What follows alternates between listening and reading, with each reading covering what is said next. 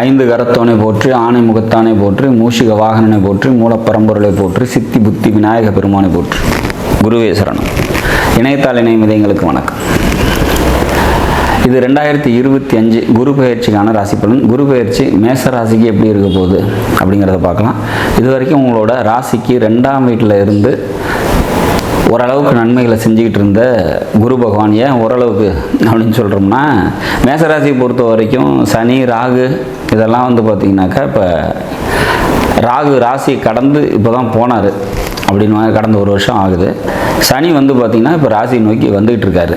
அப்படிங்கிறதுனால சுமார் அப்படிங்கிற மாதிரியான விஷயங்கள் தான் நடந்திருக்கும். அப்படிங்கிறதுனால அது சுமார் ஒரு சில நன்மைகளை செஞ்சுக்கிட்டு இருந்த குரு பகவான் அப்படின்னு சொல்லலாம். இப்போ அங்கேருந்து பயிற்சி ஆகி உங்களோட 3ஆம் வீட்டுக்கு போகிறார். 3ஆம் வீட்டில் குரு இருக்கிறது சிறப்பாக. மறைவு ஸ்தானத்துக்கு குரு போனால் என்ன ஆகும் அப்படின்னா, இந்த ராசியை பொறுத்த வரைக்கும் பாக்கியாதிபதி மற்றும் 12ஆம் அதிபதி தன்னோட ஸ்தானத்துக்கு கேந்திர ஸ்தானத்தில் போகிறாங்க. ஸோ இதனால் என்ன ஆகும் அப்படின்னா, அலைச்சல் அப்படின்றது அதிகரிக்கும் அப்படிங்கிறது நம்ம உறுதியாக சொல்லலாம்.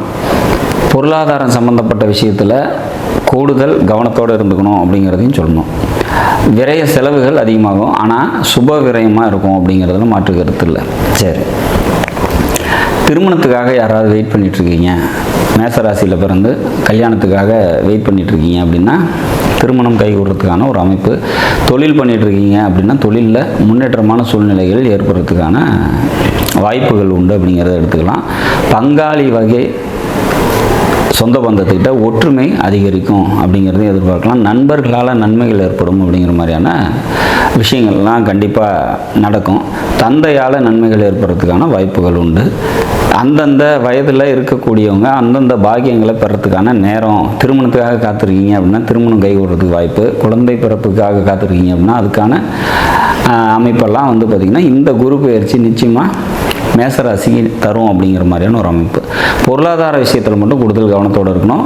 பணம் கொடுக்கல் வாங்கல் சம்மந்தப்பட்ட விஷயத்தில் இருக்கிறீங்க, அதுவே தொழிலாக செய்கிறீங்க அப்படின்னா அந்த மாதிரி இருக்கவங்க மட்டும் தொழிலில் கொஞ்சம் கூடுதல் கவனத்தோடு இருந்துக்கிறது சிறப்பு. பணங்கிறது கொடுத்து வாங்கும்போது கொஞ்சம் தாமதப்பட்டு கைக்கு வரத்துக்கு வாய்ப்பு உண்டு. மற்றபடி இந்த குரு பயிற்சி பார்த்திங்கனாக்கா 3ஆம் வீட்டுக்கு மறைவு ஸ்தானத்துக்கு ராசிக்கு 3ல் போனாலும் பகை வீட்டில் நின்னாலும் தன்னோட பார்வையின் பலத்தால் பல நன்மைகளை உங்களோட 7ஆம் வீட்டை பார்க்குறதுனாலையும், பாக்கியஸ்தானத்தையே குரு பார்க்குறதுனாலையும், லாபஸ்தானம்னு சொல்லக்கூடிய 11ஆம் வீட்டை குரு பார்க்குறதுனாலையும் பல நன்மைகளை தந்தே தீரும் அப்படிங்கிற மாதிரியான ஒரு அமைப்பு. மொத்தத்தில் இது கடந்த நிலைப்பாட்டை விட இந்த நிலைப்பாடு உங்களுக்கு இந்த 3ஆம் வீட்டில் இருக்கிறது சிறப்பை தான் தரும் அப்படிங்கிறதுல நம்ம உறுதியாக இருக்கலாம்.